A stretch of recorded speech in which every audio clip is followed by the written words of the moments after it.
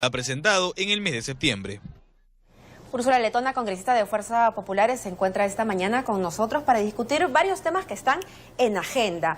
Y el primero es este enfrentamiento, por decirlo de alguna manera, entre la congresista Jenny Vilcatoma y el congresista Osías Ramírez por este proyecto de ley en el que, y ahí sí hay consenso entre todos, hay que crear una procuraduría general. En el caso de Osías Ramírez era solo anticorrupción, y en el caso de Jenny Vilcatoma el proyecto de ley decía que era una procuraduría general.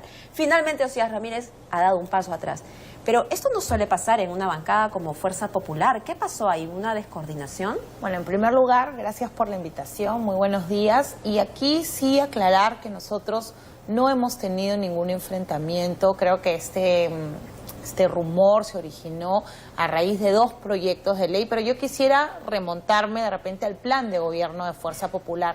Esta propuesta nació en el plan de gobierno de Fuerza Popular, en el cual participó Jenny Vilcatoma, y nosotros hablábamos de una procuraduría independiente, alejada del poder político, cuya designación también recayera en un Consejo Nacional de la Magistratura distinto al que tenemos actualmente. Entonces creo que los proyectos en sí de las diferentes bancadas se vienen complementando. El proyecto del congresista Osías Ramírez sí tenía una diferencia porque trataba de impulsar que la Procuraduría Anticorrupción vaya a la Contraloría y las otras procuradurías se mantengan en un esquema distinto. Nosotros hemos entendido que la totalidad de aquellos que defienden los intereses del Estado tienen que estar alejados del poder político, y como cada caso los congresistas sustentamos ante nuestra bancada los proyectos y los discutimos, porque es lógico, somos 73, ahí es donde hemos encontrado el consenso de apoyar el proyecto de Jenny Vilcatoma, que conversa mucho más con el plan de gobierno de Fuerza Popular. Entonces el congresista Ramírez se mandó solo, por decirlo de alguna manera, porque el rumor también señalaba que lo que estaba buscando era más bien ayudar a su hermano, justamente separando el tema de las procuradurías, porque se le venía investigando justamente en esta entidad. No, yo creo que ese es un rumor malintencionado, porque quienes conocemos el aparato de defensa del Estado sabemos muy bien que independientemente de a quien pertenezca a esta procuraduría, sea al Ministerio de Justicia o sea a la Contraloría, como era la propuesta de Osías, igual va a haber una defensa judicial, valga la redundancia. Entonces, los cánones de defensa judicial están definidos en la ley. No es que porque pertenezcan a un sector u otro se va a debilitar la función del procurador.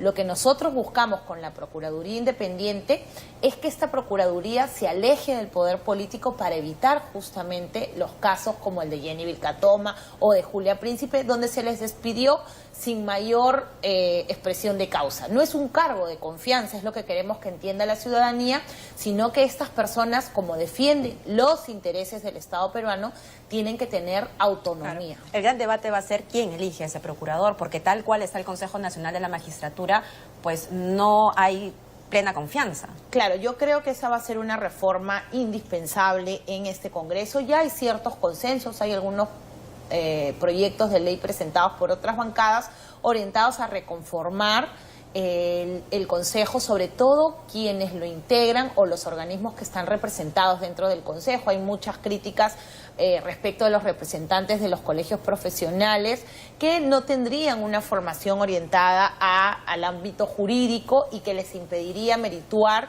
las capacidades de los consejeros. Creo que finalmente esta es una discusión que no se va a prolongar mucho, la vamos a tener que ver urgentemente para así poder contar con los mejores funcionarios y jueces también, ¿no? Otro tema que se ha definido el día de ayer es que finalmente el Ejecutivo regresó sobre sus pasos y ha decidido incluir como parte del paquete para solicitar las facultades legislativas el tema de la reducción del IGB. Primero dijeron que sí, después dijeron que no, que esto tendría que ir por vía separada, y ahora otra vez lo vuelven a meter en el paquete. ¿Esto qué significa para Fuerza Popular? Para nosotros, en primer lugar, es una muestra clarísima de improvisación. Yo lo he dicho, veo una desconexión entre el equipo de plan de gobierno, que el tema del IGB era una de sus propuestas bandera, y el gabinete de ministros. Incluso el el presidente del Consejo de Ministros y el propio presidente de la República han señalado que estas medidas, por tener un carácter tributario, debieran arrancar a partir del año 2017 por el periodo anual que tienen las cargas tributarias. En el caso de Peruanos por el Cambio, esta improvisación se traduce en estas marchas y contramarchas, y finalmente Fuerza Popular ya analizó este tema durante la campaña y hemos pedido también a nuestros miembros del plan de gobierno que siguen trabajando, a los expertos, que puedan de repente conocer con mayor detalle. En mi caso particular, que coordiné los equipos técnicos, no existe evidencia técnica o académica que demuestre que la reducción de un punto del IGB genere informalidad, que es el sustento que le está dando el Ejecutivo. Entonces, de repente, para que la gente me entienda mejor, nosotros no podemos pretender que bajando un punto del IGB inmediatamente la gente, sobre todo los micros, pequeños empresarios, se van a formalizar. Claro, el mismo Zavala ha dicho que esto va a llevar tiempo, ¿no? Y el segundo tema, si me permites, es justamente el contexto internacional. Tomar una medida que es arriesgada, como la han calificado muchos de los economistas peruanos, es una medida arriesgada en el contexto que nos encontramos, con un déficit presupuestal galopante, con una coyuntura internacional adversa, con el tema del FED en Estados Unidos. Entonces son medidas que podrían significar una seria afectación a nuestra economía y que creemos que el Ejecutivo debe merituar de mejor manera. ¿Eso qué significa entonces? Que Fuerza Popular no va a aceptar el pedido específicamente en ese tema de reducir un 1% del IGB.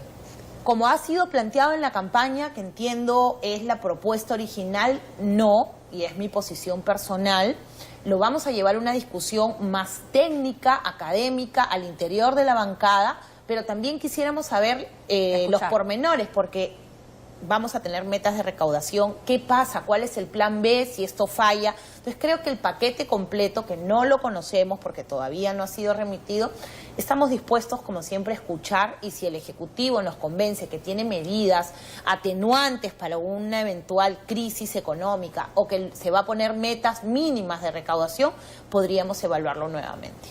Hay un tema que también involucra a Fuerza Popular y es el tema de los diezmos, ¿no? Este porcentaje que los congresistas de su sueldo dan para financiar las campañas políticas del próximo candidato a la presidencia. En el caso de Fuerza Popular es Keiko Fujimori. Se criticó esto en su momento, pero ahora vemos que Fuerza Popular también está haciendo lo mismo, Frente Amplio, así es, está haciendo lo mismo. Entonces, esto de alguna manera nos indica que es una práctica democrática y que en teoría no había nada que criticar. ¿Ustedes cómo lo ven? Mire, nosotros, y en su momento lo dijimos, el tema de financiamiento de partidos políticos es un tema que hay que sincerar. Y ahí la reforma electoral es urgente. Nosotros tenemos que transparentar y sincerar el financiamiento de partidos políticos. En el caso de Fuerza Popular, nosotros damos una cuota para mantener el partido. Nosotros tenemos una estructura donde hay asesores, donde hay personal administrativo que trabaja en el partido, y eso lo financiamos los congresistas que hoy estamos. Es un pequeño aporte que hacemos, y aparte de los otros temas que nosotros generamos. Pero lo que sí me pareció extraño es que un movimiento como Frente Amplio, que criticó mucho esta medida, que se dedicó a cuestionar la labor exitosa que ha tenido Keiko Fujimori como presidenta del partido Fuerza Popular y que nos ha dado réditos, hoy pretenda hacer lo mismo y decir que es otra figura. Es la misma figura, se trata de financiar actividades propias del partido, y creo que no le hace bien al país tratar de maquillar esta figura cuando deberían sincerarla. Ahora, lo que sí hay que tener en cuenta son los resultados. Yo creo que la señora Verónica Mendoza tiene que ponerse a trabajar, así como exigió en su momento que Keiko Fujimori trabaje hoy. Su partido debe exigirle resultados.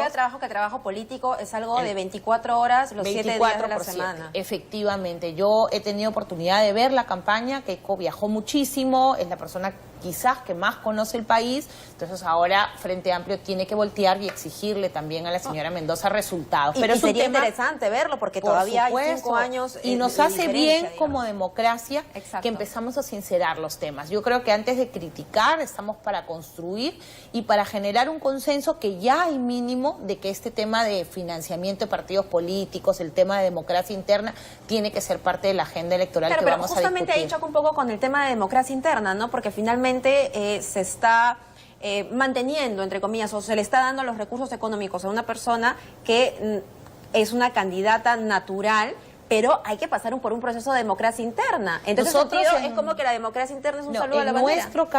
En nuestro caso, nosotros financiamos las actividades del partido, que como te digo, incluye las remuneraciones a los asesores, al personal administrativo y a nuestra lideresa, la presidenta del partido. Que a propósito, ¿dónde está?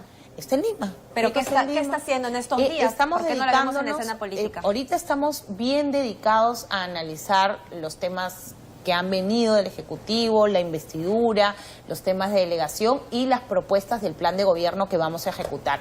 Ella participa todos los martes en nuestras reuniones, no tuvimos este martes porque fue feriado, pero tiene una relación muy estrecha. Y segundo, que es un tema que lo hemos conversado al interior del partido, es el fortalecimiento del partido con miras al 2018.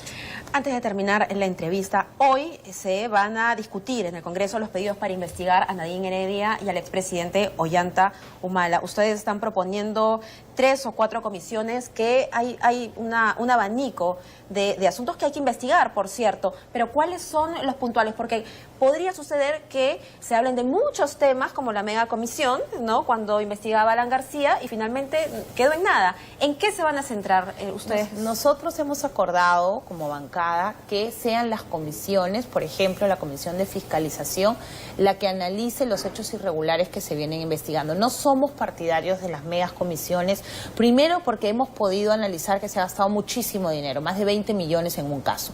Y segundo, porque como tú lo señalas, no ha habido la posibilidad de tener resultados concretos. En cambio, lo que hemos pedido es facultades especiales en la Comisión de Fiscalización y quizá en otra respecto, por ejemplo, de compras estatales, toda la compra de armamentos. Segundo, esta flagrante, y creo que ya no hay discusión, de la intervención o injerencia que ejercía la señora Nadine Heredia como esposa del presidente de la República en los actos públicos, en la decisión pública de políticas públicas, llamando ministros, participando en reuniones.